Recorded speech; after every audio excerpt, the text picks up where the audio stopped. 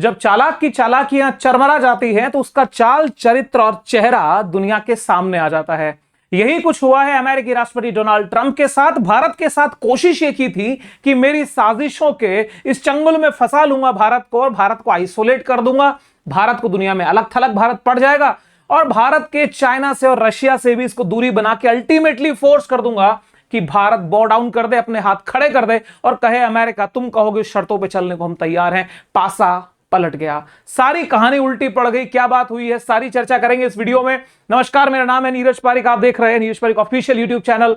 हमारे साथ मेरी फर्स्ट टाइम है और यदि आपको हमारा कंटेंट पसंद आता है तो बिना कोई देरी के फास्ट ग्रोइंग फैमिली का हिस्सा बन जाइए, कीजिए subscribe for truth, insight and impactful content. और बात करते हैं आज इस टॉपिक की। मेरे दोस्तों, अमेरिका ने कौन सी कोशिश नहीं की कि भारत को और चीन के बीच में एक ऐसा माहौल बनाया जाए जिसके अंदर इंडिया एक इंफीरियर कॉम्प्लेक्स में चला जाए और लगे कि यार मेरी तो कोई इज्जत ही नहीं है, मेरी तो कोई वक्त ही नहीं है। आप सोचिए कि भारत और चीन जब दोनों ही रशिया से ऑयल इंपोर्ट करते हैं तो भारत ने जो सैंक्शंस लगाए या जो कहिए टैरिफ, जो पेनल्टी टैरिफ लगाए हैं 25% के एडिशनल, वो किस कॉन्टेक्स्ट में लगाए हैं भाई? कि आप रशिया से ऑयल खरीदते हैं और ये जो पैसा देता है ये रशिया उसको यूक्रेन को परेशान करता है। ये वही यूक्रेन है जिसको नाटो में मिलाने का वादा करके बेचारे के साथ में कल बेवफाई कर दी। वीडियो कवर किया था, देख लीजिएगा। अब यहां पे ये जब सवाल उठे कि भाई आपने चाइना के साथ में तो ये तो दोगलापन आप कर रहे हो, चीन के साथ में आप सेम बिहेव करना चाहिए, इंडिया के साथ में क्यों कर रहे हो? आलोचना का शिकार डोनाल्ड ट्रंप खुद के ही देश में हो गए। कोशिश तो ये थी कि इंडिया को ये फील करा दिया जाए कि भैया तुम्हें कोई पूछने वाला नहीं है, लेकिन सवाल खुद के ही देश में उठने लगे। निक्की हेली ने सवाल उठा दिया, जो कि बड़ी लीडर है, उन्हीं की पार्टी की है, कि भाई अमेरिका जिस तरीके से दुनिया के अंदर आप एक ग्लोबल सुपर पावर हो या उसको मेंटेन रखना चाहते हो, जो उनके शब्द हैं, तो आपके लिए बहुत बड़ी जरूरत थी चाइना को मेंटेन करने की, मेंटेन इन द सेंस उसको बैलेंस करके चलाने की। और उसके लिए इंडो पैसिफिक में इंडिया से बड़ा आपका कोई पार्टनर था नहीं। आपने तो क्या किया, करे कराए पे पानी फेर दिया, सारा काम खराब हो गया। और अब इतिहास साक्षी होगा इस बात का कि इंडिया और चाइना की दोस्ती बढ़ेगी। ये दोस्ती बढ़ेगी तो रशिया के साथ में संबंध ठीक होंगे और अब इंडिया अमेरिका की तरफ मुड़ करके नहीं देखेगा। क्यों सर? क्योंकि उनको यह एहसास है इस बात का कि बहुत लंबा इतिहास रहा है। जब 98 के दौर में अटल जी की सरकार के अंदर, आपको पता होगा, जब परमाणु विस्फोट कर दिए थे, अमेरिका ने बड़ा कड़क रुख दिखाया था, भारत की सरकार मजबूती से खड़ी रही। यहां से बिल क्लिंटन का दौरा जो शुरू होता, जिस समय जसवंत सिंह जी विदेश मंत्री भारत के हुआ करते थे, दोनों देशों के संबंधों में सामान्यकरण होना शुरू हुआ, एक नॉर्मलाइजेशन आना शुरू हुआ। ठीक है, रिश्ते थोड़े ठीक बने। उसका अगला चरण जो बड़ा लेवल पे देखें तो उनके बाद में राष्ट्रपति जॉर्ज बुश बनते हैं। जॉर्ज बुश का जो कार्यकाल मनमोहन सिंह जी के समय पे हुआ, जिस समय पे भारत एनएनपीटी पे, न्यूक्लियर नॉन प्रोलिफरेशन ट्रीटी, परमाणु अप्रसार संधि पे हस्ताक्षर करने को मना कर चुका था, बहुत पहले से मना कर रहा था, उसके बावजूद बुश प्रशासन ने सिर्फ इसलिए कि भारत को इस एरिया के अंदर अपना एक स्ट्रेटेजिक पार्टनर बना लिया जाए, भारत के साथ में Indo US nuclear civil nuclear deal होती है, जिसे आप हेनरी हाइड एग्रीमेंट कहते हैं, जिसे आप 123 एग्रीमेंट कहते हैं। वो ऐतिहासिक था, दुनिया की नजरों में खटक गया कि भाई ये कैसे कर रहे हैं, क्योंकि अमेरिका ने समझा था भारत की वैल्यू क्या है और भारत के संबंध सुधारने के प्रयास हुए। उसके बाद में जब बराक ओबामा के 2 कालखंड निकले, ओबामा ने भी पूरा काम, चाहे मनमोहन सिंह जी के शासनकाल का दौर रहा हो, चाहे नरेंद्र मोदी जी वाला रहा हो, दोनों टाइम पे भरकस कोशिश की कि हिंदुस्तान से संबंध ठीक रहे। आप सोचिए 98 यानी सन 2000 से दौर शुरू हुआ और ये लगातार चलता आया। उसके बाद के अंदर जो बाइडेन आए, जो बाइडेन का कार्यकाल खंड भी अमेरिका और भारत के रिश्तों को अच्छा बनाने वाला ही रहा, चाहे फिर वो क्वाड के सेंस में आप देख सकते हैं या फिर और भी समझौते बहुत सारे हुए। भारत और अमेरिका का ट्रेड जो था, व्यापार अपने चरम पे पहुंचने लगा। और आश्चर्यजनक रूप से डोनाल्ड ट्रंप का भी जो पहला कालखंड रहा है, डोनाल्ड ट्रंप का पहला कालखंड रहा है, वो भी अनुकूलता की सीरीज में रहा। लेकिन अभी आकर के भाई इनको क्या हो गया, ये WWE के टाइम के अंदर आप देखा होगा भी, पुराने वीडियोस में इनको देखिए, ये उसी मोड में आ गए। इनको लगने लगा कि शायद मैं राष्ट्रपति नहीं कुछ और हूं, और अजीबोगरीब निर्णय लेने शुरू किए। अभी जब निर्णय लेने शुरू किए मेरे दोस्तों, तो मामला टेढ़ा पड़ना शुरू हुआ। शुरुआत इसकी होती है ऑपरेशन सिंदूर से, जब भारत ने पाकिस्तान के अगेंस्ट में जब पाकिस्तान में बैठे हुए आतंकवादियों के खिलाफ अपना ऑपरेशन शुरू किया, और ऑपरेशन शुरू करने के बाद में जब हमने सीज फायर डिक्लेयर किया, इस सीज फायर के अंदर अपने को खुद को क्रेडिट देने का काम डोनाल्ड ट्रंप ने किया था। इन्होंने लिखा था कि after a long night of talks mediated by United states, मेरे दोस्तों मीडिएटेड बाय, बस यही चीज जो थी वो तनाव का कारण बन गई। ये चाहते थे कि भाई हमें इस बात के लिए क्रेडिट दिया जाना चाहिए कि मैंने युद्ध रुकवा दिया। भारत ने कहा आपका कोई मीडिएशन नहीं था। भारत ने ऑफिशियली कई बार कहा, ये भी बहुत बार बोलते रहे डोनाल्ड ट्रंप भी कि भाई बहुत हमने ऐसा किया, हमने ऐसा किया। भारत ने इसको एक्सेप्ट किया ही नहीं। चिढ़ का सर बहुत बड़ा कारण था ये। और दूसरे लेवल पे चले तो चिढ़ का कारण है सर ये, क्योंकि जिस तरीके से जेलेंस्की और ट्रंप के बीच, जेलेंस्की और पुतिन के बीच में माहौल खराब हुआ, यूक्रेन रशिया का वॉर जो है वो अपने क्लाइमेक्स पे पहुंचा। अंत तो क्या निकल के आया अलास्का की मीटिंग में, आपने देख लिया। अलास्का की मीटिंग के बाद में कल जेलेंस्की को नाटो में ही एंट्री से मना कर दिया। ये दोनों संदर्भ के वीडियोस हमारे प्लेलिस्ट में है, आप जाके वीडियो सेक्शन देखिए। रिसेंटली 2-3 वीडियोस में आपको बड़ा एक एक चीज इंसाइटफुल तरीके से मिल जाएगी।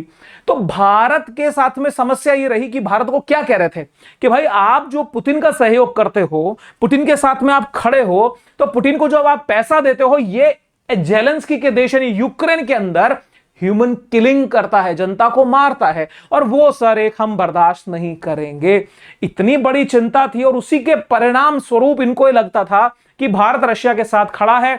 खड़ा तो चीन भी था, लेकिन साजिश कुछ और थी। भारत को झुकाने का प्रयास था, क्योंकि डोनाल्ड ट्रंप का ईगो हर्ट हो चुका था। हमने एक्सेप्ट नहीं किया कि भैया तुमने सीज फायर के अंदर हेल्प की। हमने ये नहीं कहा he is the president of the peace. हमने ये नहीं कहा कि I nominate Donald Trump for the peace Nobel peace prize. हमने तो नहीं कहा ऐसा। बस यही सर इस ग्रिंगो के ईगो पे चोट पहुंचा दिया। बहाना बनाया गया ऑपरेशन सिंदूर वाला, दूसरी चीज बहाना बनाया गया यूक्रेन वाला मसला, और दोनों देशों के बीच में दरार आ गई, दोनों देशों की विचारधाराओं में। और ये शुक्र है ऊपर वाले का, भगवान का, कि भाई ये होना चाहिए था, क्योंकि कुछ चीजें समय सर परिस्थिति बनाती है। अगर ये चीजें नहीं होती तो सर जहर तो जहर होता है।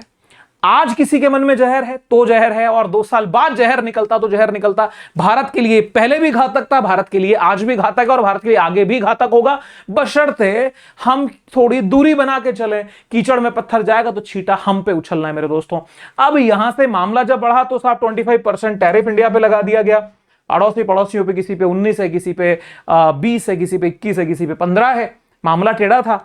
और उसके बाद में जब बात होती भाई आपने टैरिफ लगाया क्यों, तो 25% तो आप लगा दिए, 25% की घोषणा है, जो संभावित रूप से, आवश्यक रूप से नहीं कह सकता, संभावित रूप से संभावनाएं काफी ज्यादा हैं। 27 तारीख से यह भी एप्लीकेबल हो जाएगा। अब इसने कहा कि because of BRICS and partially trade, पहली बात तो भारत व्यापार के लिए हमसे समझौता नहीं कर रहा, और दूसरा ब्रिक्स के साथ जा रहा है। अब इस ब्रिक्स के मैटर को समझिए। ब्रिक्स के ऊपर 10% के एडिशनल टैरिफ की घोषणा आपको पता है। ब्रिक्स कोई अदना सा, छोटा सा, घटिया सा, बेकार बेकाम कुछ भी बोलता है और कहता है मैं इसको कुछ समझता नहीं। अब समझता नहीं तो इतनी टेंशन क्यों? बिकॉज उसके अंदर रशिया बैठा है, और रशिया की ग्रोथ, रशिया की डोमिनेंस ये बर्दाश्त नहीं कर सकता। अब डोमिनेंस क्या होती है वो तो अलास्का मीटिंग में पुतिन ने इसको दिखा दिया। जिस तरीके से ग्रिंगो पलटा है, एकदम टर्न अबाउट टर्न हो गया। बेचारा जेलेंस्की तो समझ नहीं पा रहे उनके साथ हुआ क्या। पर साहब महाशय तो महाशय ठहरे, कुछ भी कर सकते हैं, डोनाल्ड ट्रंप है ये। चलिए साहब थोड़ा सा आगे बढ़ते हैं। अब यहां पे सर आप एकदम पटकथा चेंज होती है, नेक्स्ट सीन शुरू होता है। ये नेक्स्ट सीन शुरू होता है, यहां पे आप जिनको देख रहे हैं ये भारत के विदेश मंत्री एस जयशंकर साहब हैं, और आप जिनको यहां देख रहे हैं ये रशिया के विदेश मंत्री सेर्गेई लैवरोव साहब हैं। तो सेर्गेई लैवरोव साहब बहुत पहले से आरआईसी की वकालत कर रहे हैं। आप हमारे पुराने वीडियोस में देखिएगा, वैसे ये वीडियो मैं आई बटन में दे देता हूं आपको, इसमें यहां जरूर देख लीजिएगा। जब ये हमारा पहला सबसे पॉपुलर वीडियो, बहुत प्यार मिला था, जब हम 2-2.5 हजार सब्सक्राइबर पे थे तो इसके ऊपर 3.5-4 लाख व्यू चले गए थे, तो बड़ा वायरल हुआ था ये, आप इसे जरूर देखिएगा। तो सेर्गेई लैवरोव ने इसकी पूरी कोशिश की कि भारत की आरआईसी, रशिया, इंडिया, चाइना वाले इस ट्रॉइका को, इस त्रिकोण को मजबूत किया जाए। भारत को पहले से आगाह रशिया कर रहा था कि भाई समझ जाओ, तुम जिसके साथ हो तुम्हें ये डंक मारने वाला है। ये पहले संकेत भारत को दे दिए थे रशिया ने, लेकिन सर समय की बलिहारी है। अब कुल मिलाकर के इन 3 देशों की दोस्ती कैसे हो, रशिया को ये अच्छे से पता है कि Russia India relations are good.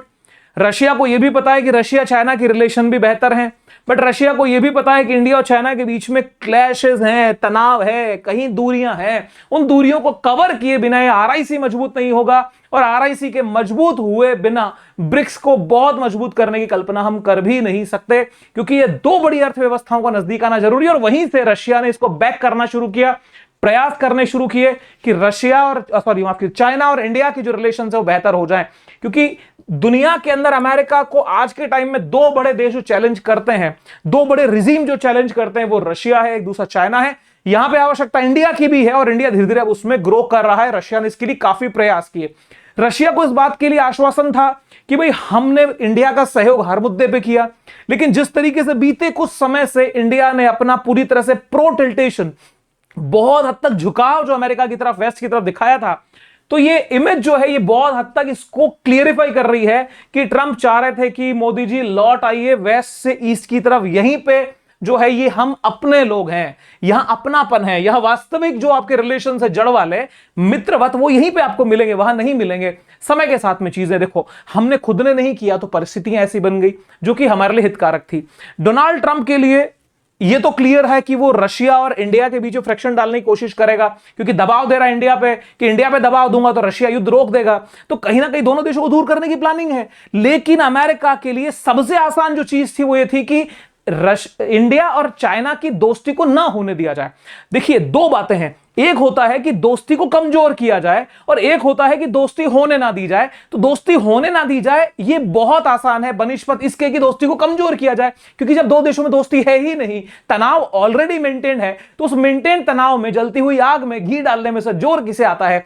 तो डोनाल्ड ट्रंप के लिए यह बहुत आसान था, और इसी क्रम में इसी चीज को लेकर के हिंदुस्तान को यह फील कराने के लिए कि भाई तुम इससे बहुत पीछे हो, या कहीं ना कहीं डिस्टेंस क्रिएट हो जाए, इसको यह फील हो जाए कि देखो जो इंडिया मेरा एक राइवलरी है एशिया के अंदर, साउथ एशिया स्पेशली इस रीजन में, उसके साथ में अमेरिका कैसा बिहेव कर रहा है। लेकिन सर चीजें उल्टी पड़ गई। ये ट्रॉइका, ये त्रिकोण जो टूटने वाला था, ये और मजबूत होकर के बाहर आ गया। अब मजबूत इस रूप में हुआ कि डोनाल्ड ट्रंप ने जो सोचा था सर उससे उल्टा हो गया। ये इमेज सर बहुत अच्छा दे रही है, पूरा आपको समझा देगी। ये ट्रेड टैरिफ्स का जो धमाका किया दुनिया के ऊपर, ये बेसिकली बैकफायर कर गया अमेरिका के खुद के ऊपर।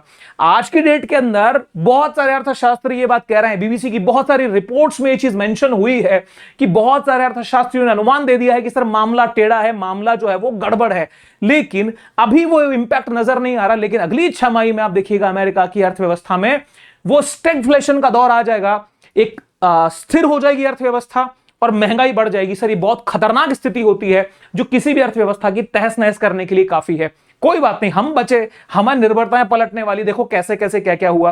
कुल मिलाकर के आज की स्थिति में या आने वाले समय की स्थिति में यह होगी सर कि मेक अमेरिका ग्रेट होगा या नहीं होगा, मेक अमेरिका अलोन जरूर होगा। दुनिया इससे दूर जाना शुरू हो चुकी है और आगे भी और गति से जाएगी। आपके विचार क्या है कमेंट बॉक्स में प्लीज बताइएगा। अब मेरे दोस्तों यहां पे खबर की जो मेन आत्मा है वो यहां पे आती है। पूरे इस बैकग्राउंड के सिनेरियो में समझ लीजिए, वेंग यी जो कि चाइना के विदेश मंत्री हैं, चाइना के विदेश मंत्री जो हैं भारत की यात्रा पे आए। भारत की यात्रा पे आए तो इन्होंने 24th SDR राउंड हुआ, 24वें राउंड की मीटिंग थी, ठीक है। तो जो कुछ स्पेशल डेजिग्नेटेड लोग हैं भारत की तरफ से, हमने जिनको इस चीज के लिए एक तरह से डेजिग्नेट किया है, वो हमारे राष्ट्रीय सुरक्षा सलाहकार हैं अजीत डोवाल साहब, और दूसरी तरफ से विदेश मंत्री चाइना के वेंग यी साहब हैं। अब ये दोनों की मीटिंग हुई, दोनों की मीटिंग में 3 चीजों पे फोकस हुआ, टेरर, टाइज एंड ट्रेड। चर्चा बड़ी अच्छी रही। इसके बाद में जब अगले चरण की चर्चा होती है, और ये चर्चा जब भारत के विदेश मंत्री और चाइना के विदेश मंत्री के बीच में आती है, तो सर कुछ ऐसी बातें निकल के आई जो कि अमेरिका को वन साइड करने के लिए काफी हैं। जो लोग कहा करते थे हमारे कमेंट्स में भी कि भारत और चीन कभी दोस्त नहीं हो सकते, मैं बार बार एक बात बोलता था, सर इंटरनेशनल रिलेशंस में कोई पॉसिबिलिटी के लिए ये नहीं कह सकता कि साहब ये संभव नहीं है। जब अमेरिका और जापान दोस्त हो सकते हैं, क्यों मैं ये बात अमेरिका और जापान की क्यों कह रहा हूं, समझदार को सर इशारा काफी है, ज्यादा चर्चा उसके ऊपर नहीं जाएंगे। तो भारत और चीन के बीच में दोस्ती होना सर कोई बहुत बड़ा मसला नहीं है, क्योंकि चाइना के लिए हम इंडिया की जरूरत ज्यादा है। बिकॉज चाइना अपने आप को दुनिया में अमेरिका के विकल्प के तौर पे देखता है, और वो अपने पड़ोसी से उलझ नहीं सकता, जो कि एक बराबर की स्थिति में आने की तैयारी कर रहा है। बहुत कमजोर स्थिति भारत की नहीं है सर। तो जितनी जरूरत भारत को चाइना की, उससे ज्यादा जरूरत चाइना को भारत की है। इसलिए ये प्रयास एक तरफा चल रहे हैं। दोनों के साथ मीटिंग हुई।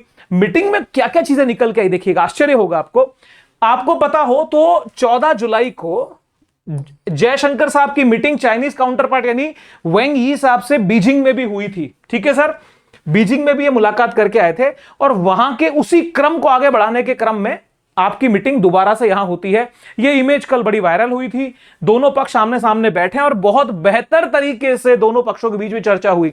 अब आप इसके बीच में कुछ चीजें देखिए, क्या क्या पक्ष निकल करके आए और भारत ने कैसे अपने पक्ष को यहां भी मजबूत रखा है। ऐसा नहीं है कि हमें लालच हो गया है कि भाई अमेरिका के विकल्प के तौर पे हम चीन को देख रहे हैं तो क्यों ना अमेरिका, चाइना अब जो कहेगा उसकी बात तो माननी ही पड़ेगी। देखिएगा भारत ने कैसे उसको बैलेंस किया। यहां पे सर सबसे पहला इनका डिस्कशन हुआ कि जो हमारे सीमा विवाद है, फिर वो चाहे सिक्किम वाले इस तरफ है, चाहे आपके अरुणाचल वाले हैं, चाहे फिर आपके ये बॉर्डर डिस्प्यूट अक्साई चीन से लेकर के बाकी एरिया में है, इन सारे डिस्प्यूट्स पे हम बात करेंगे। आपको ये जानकारी होनी चाहिए कि बहुत हद तक डीएस्केलेट चीजें हो चुकी हैं, लेकिन आज भी सेनाएं वहां मौजूद हैं। दोनों देश इस प्रयास में है कि ऐसी स्थिति ला दी जाए कि वहां पे सेना मात्र एक पेट्रोलिंग पर्पस का काम करे, बाकी जो एक आर्टिलरी वहां पे सेट है कि युद्ध की स्थितियां कभी बन सकती है, वो एक टेंशन, वो तनाव मौजूद है, उसको घटाया जाए। तो भारत और चीन के संबंधों के बीच में जो बड़ी मेजर जिसको कहते हैं कि एक घाव है, वो ये सीमा विवाद है। और सीमा विवाद डिप्लोमेसी और टॉक से ही संभव है, युद्ध से संभव नहीं है। भारत इस पक्ष में पहले भी था, भारत इस पक्ष में आज भी है। तो भारत की बहुत बड़ी विक्ट्री है कि हम इस मुद्दे के ऊपर आए और यह स्थिति भारत के फेवर में होगी। ठीक है सर, आगे चलिए सर। इस मुद्दे को लेकर के एस जयशंकर साहब ने एक ट्वीट किया, जरा सुनिएगा सर इस बात को बहुत गंभीरता से। लिखा है, welcome politburo member and foreign minister Wang Yi in Delhi this evening. यहां पे दो बातों को समझिए। अगर आप इंटरनेशनल रिलेशंस में रुचि रखते हैं तो आपको यह बात अच्छे से पता होगी कि शब्दों की कीमत होती है, हाव भाव की एक कीमत होती है, जिसके ऊपर हम विशेष जोर देकर एनालिसिस करते। थोड़ा ध्यान दीजिए, यहां पे जयशंकर साहब की लाइन में केवल फॉरेन मिनिस्टर या हिज एक्सीलेंसी भी हो सकता था। यहां पे पॉलिट ब्यूरो मेंबर को क्यों पहला शब्द दिया गया? मेरे दोस्तों, चाइना की पॉलिटिक्स में वहां की जो पॉलिटिकल पार्टी है CPC, communist party of China, उसकी वैल्यू सबसे ऊपर है। That is the supreme body of the entire nation. वो फाइनल निर्णय करती है, प्रधान, वहां के राष्ट्रपति, वहां के प्रधानमंत्री, विदेश मंत्री, सब उसके नीचे। तो इसका मतलब यह है कि ज्यादा गौरव की अनुभूति वेंग यी के लिए मिनिस्टर होने में नहीं, पॉलिट ब्यूरो का मेंबर होने में है। तो यहां पर यह डिप्लोमेटिक एक बहुत अच्छा जेस्चर जयशंकर साहब ने दिया है। आपके क्या विचार है? ये पॉइंट वैलिड हमने कहा है या फिर ऐसे ही तुक्का मार दिया? बता दीजिएगा, क्योंकि बहुत सारे लोग ना अपना गहरा ज्ञान लगाते हैं कि ऐसा थोड़ा ही होता है। भैया ऐसा होता है, समझ की जरूरत होती है। ठीक है सर, आगे लिखते हैं, highlighted that our relations are best guided by 3 mutuals. मेरे दोस्तों, ये जो 3 म्यूचुअल्स हैं, इसको पढ़ करके आपको वो पंचशील एग्रीमेंट याद आना चाहिए। पंचशील में से 2 बातें आज गायब होती हैं। एक नए तरीके का ये त्रिशील जिसको हम कह सकते हैं, वो सामने आया है। म्यूचुअल रेस्पेक्ट यानी आपसी परस्पर सम्मान का भाव रखेंगे, म्यूचुअल सेंसिटिविटी, परस्पर एक दूसरे के लिए संवेदनाएं रखेंगे, और म्यूचुअल इंटरेस्ट, आपसी हितों को देखेंगे। ये तीनों बातें सर प्रेजेंट ग्लोबल सिचुएशन को डील करने के लिए सफिशिएंट है, और इस बात में चाइना का भी भला छिपा हुआ है। गौर से पढ़ लीजिएगा। आगे लिखा है, as we seek to move ahead from a difficult period in our ties. मान रहे हैं कि मामला थोड़ा सा बहुत अच्छा नहीं है हमारे संबंधों का। It Indeed A candid and constructive approach from both side. ये आवश्यक हो जाता है कि दोनों देशों के संबंध दोनों तरफा जो कैंडिड यानी बहुत प्यारे हो, कंस्ट्रक्टिव, संरचनात्मक हो, अच्छी अप्रोच लेके हम चलें। तो साहब ये तो प्यारा मैसेज दे दिया। आगे आइए सर, अब यहां पे हमने किया क्या आखिर में चर्चा हुई? एक एक बात पे मैं आगे विस्तार करूंगा, सिर्फ इस मैसेज को एक बार हम पढ़ लें तो आगे हमारे लिए आसान हो जाएगा चीजों को देखना और समझना। लिखा है, had productive conversation on our economic and trade issues. बड़ा मसला है, हो गया, क्योंकि ट्रेड एंड इकोनॉमिक इश्यूज से ही तो हम अमेरिका से दुखी हैं, उसका विकल्प हमें मिल रहा है। बहुत अच्छी बात है। पिलग्रिमेज, जो हमारी कैलाश मानसरोवर की यात्रा है, या और भी जो धार्मिक स्थल जो तिब्बत ऑटोनॉमस रीजन में है, उसकी यहां पे बात हो रही है। पीपल टू पीपल कनेक्ट, ठीक है सर। रिवर डाटा शेयरिंग, ये बड़ा मसला रहा है सर भारत और चीन के बीच में कि ब्रह्मपुत्र पे वो बांध बनाएगा, इतना पानी है, इतना पानी रोका है, ये बड़े बांध बन रहे हैं। और होता क्या, हमारे यहां मीडिया में चीजों को हाइप बहुत ज्यादा दिया जाता है जो चीज होती नहीं उसको भी दिखा दिया जाता है। हम सबके लिए नहीं कहते, लेकिन बहुत सारी मीडिया हाउसेज ऐसे हैं जो सिर्फ हॉर्न या सायरन बजा के, हूटर बजा के टीआरपी का गेम खेलते हैं और गजब सर उनकी रिपोर्टिंग होती है। Border trade, connectivity, bilateral exchange, also exchange of view on global and regional issues. इस लाइन पे सर गौर फरमाइए, निवेदन है मेरा। Also exchange views on global and regional issues. Global issues क्या है सर? यूक्रेन, रशिया और America, main centre America. Global का मतलब है यहां अमेरिका को लेकर चर्चा हुई है, और रीजनल का मतलब है सर रीजनल इश्यूज के अंदर आता है पाकिस्तान के रिलेशन में भारत ने निश्चित रूप से बात रखी है, जो कि अच्छी बात है, भारत के फेवर की बात है। कॉन्फिडेंस दिखा दिया, ये फोटोज वगैरह सारी शेयर की है, तो एक बहुत ही अच्छा, डीप और इंसाइटफुल मैसेज साहब ने ट्वीट कर दिया। अब एक एक कदम करके आगे बढ़िए मेरे दोस्तों। दूसरा बड़ा काम जो यहां हुआ, तो यहां पे जो मेजर था वो मालूम चला। दूसरा बड़ा काम होता है मेरे दोस्तों एफडीआई का, फॉरेन डायरेक्ट इन्वेस्टमेंट का। आप थोड़ा सा टेक्निकली समझना चाहे तो आप ये समझिए कि एफडीआई का एक फॉर्मेट तो एफडीआई है और एक एफपीआई भी होता है, फॉरेन पोर्टफोलियो इन्वेस्टमेंट। यानी ये पैसा जो शेयर मार्केट में लगे, सीधे शब्दों में समझिए वो एफपीआई, और जो डायरेक्ट फैक्ट्री लगे, बड़े बड़ी बिल्डिंग्स बने, लोगों को डायरेक्टली जॉब मिले, कुछ मैन्युफैक्चरिंग हो, वो पैसा डायरेक्टली आके जो ग्राउंड में दिखे वो एफडीआई होता है। ठीक है, अब आप एक चीज समझिए, मान लीजिए मार्केट डाउन होता हुआ दिखेगा, एफडीआई को निकालना आसान नहीं है। एकाएक जमीनें कोई बेच नहीं सकता, एकाएक लोगों को, एम्प्लॉय को बाहर निकाल नहीं सकता, सारा सेटअप बंद नहीं कर सकता। लेकिन जब मार्केट डाउन होता है, शेयर मार्केट से पैसा निकालना सबसे आसान है। भारत के दुर्भाग्य में यह लिखा रहा है सर, लगभग आंकड़ा 100 रुपए का यदि एफडीआई हम मान रहे हैं कि फॉरेन इन्वेस्टमेंट है, नॉट एफडीआई, फॉरेन इन्वेस्टमेंट, उसमें से मेजॉरिटी ऑफ पैसा जो आया है वो फॉरेन पोर्टफोलियो के रूप में आया है, डायरेक्ट इन्वेस्टमेंट के रूप में नहीं आया है। लेकिन अब चाइना से बात ये हुई है कि भाई आप एफडीआई लेकर के आइए। आप आश्चर्य करेंगे इस बात का कि भारत में ऑलरेडी 200 से ज्यादा चाइनीज कंपनियों के प्रपोजल अटके हुए हैं, और इंटर मिनिस्टीरियल ग्रुप को स्पेशल इंस्ट्रक्शन दिया गया है कि चाइना की फाइल्स को सुने, खत्म, फटाफट आगे बढ़ाओ। खत्म मतलब उस बर्डन को खत्म करो। अब चाइना का इन्वेस्टमेंट इंडिया में आएगा तो सर कमी की पूर्ति तो हो गई, और इसके कई फायदे। सबसे बड़ा फायदा तो सर इस ग्रिंगो को जवाब मिलेगा। इनको याद है टिम कुक को क्या बोला था इन्होंने? कौन है ये? एप्पल के सीईओ, कि भैया Tim, don't want you to build in India, Bharat में मैन्युफैक्चरिंग मत करो। ये वो लोग हैं जो खुद जाके चाइना में इनकी कंपनियां काम कर रही हैं, फिर वो चाहे एप्पल हो, फिर वो चाहे आपका एलन मस्क की कंपनियां हो, कौन सी कंपनी चाइना में नहीं है? मेड इन चाइना के पीछे अमेरिका खड़ा है, और ये इंडिया को मना कर रहा है, जबकि अब इंडिया के अंदर घूम के चीन अपना इन्वेस्टमेंट करना चाहता है। तो बैलेंस इसका भी हो जाएगा, और सबसे बड़ी बात जिसका बैलेंस होगा वो है हमारा ट्रेड डेफिसिट, जो कि बहुत बहुत बड़ा है।